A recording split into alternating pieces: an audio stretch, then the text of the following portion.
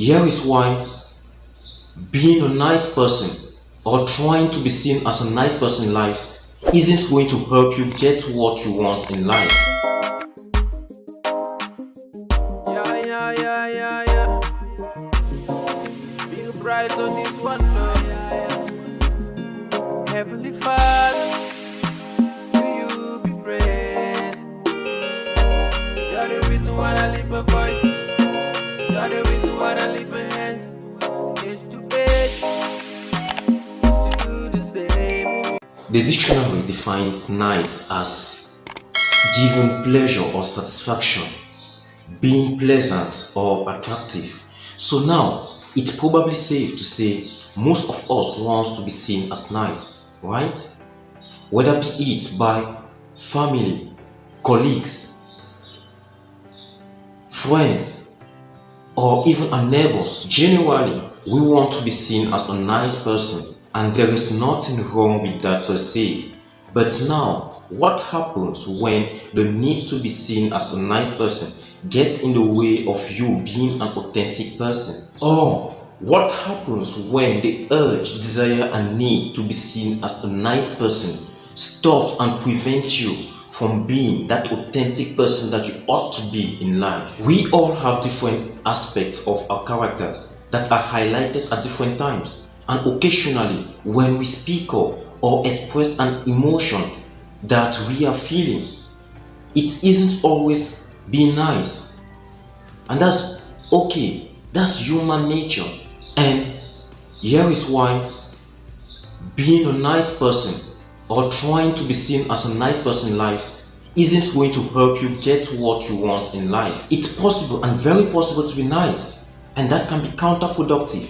But we need to note that when we focus on being nice rather than being authentic, it's usually because we want to be accepted by others. In this case then, we are essentially placing the needs of others above our own needs, and we are equally telling ourselves that we are not acceptable as we are, and that what we want or feel is less important than how other people feel. And this can lead to allowing ourselves to be mistreated and even bottling our emotions. It's pretty easy to see how this is not healthy, but unfortunately, this is the way a lot of us function. There are many reasons why we decide to sacrifice our truth in order to appease others, and most of which stems from our upbringing. If from an early age we had our feelings diminished and dismissed, and weren't taught that our feelings are valid and worthwhile of taking up space, then absolutely as an adult we have no knowledge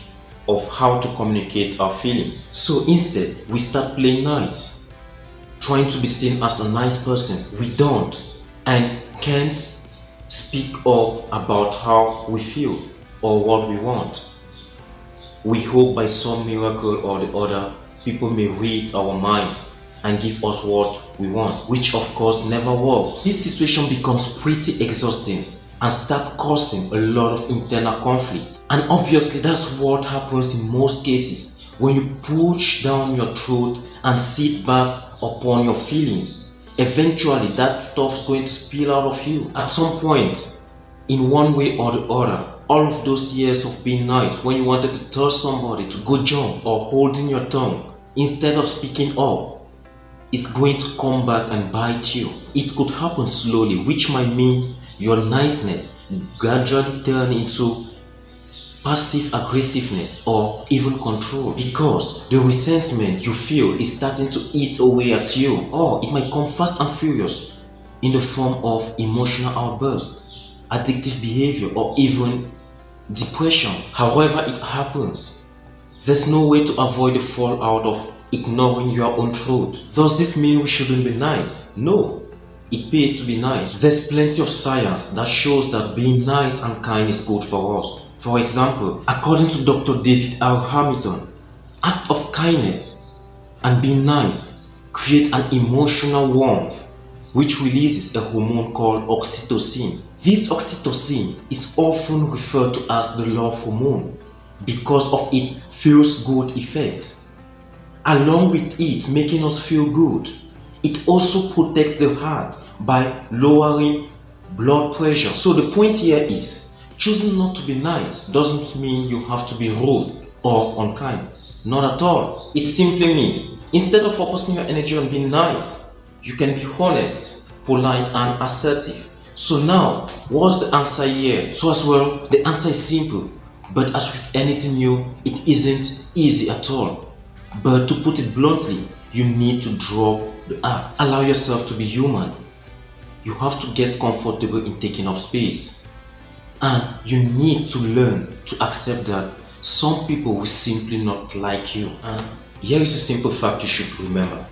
You can have your own opinion and still be a kind person. And you can stand up for what you believe and still care about what someone else has to say, simply because choosing to drop a nice guy or a nice girl persona simply places you at the driver's seat of your life. So instead of being disempowered, you empower yourself by choosing to stand by your values. With this choice comes an increased sense of self-esteem and ultimately self-love. When you connect to yourself this way, it doesn't mean, of course, you're going to stop being nice to people.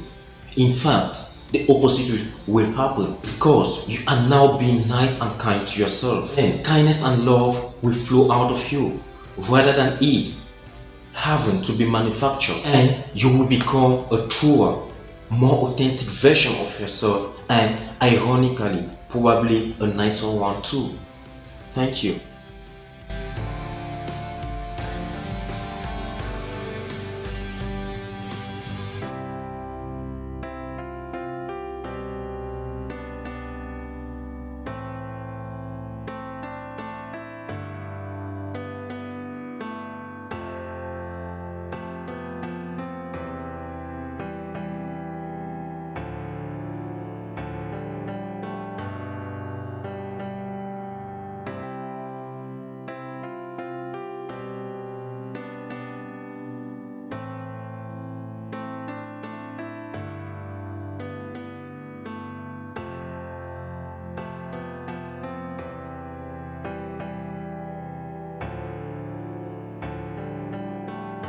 Thank you very much for being there. I'm playing with you.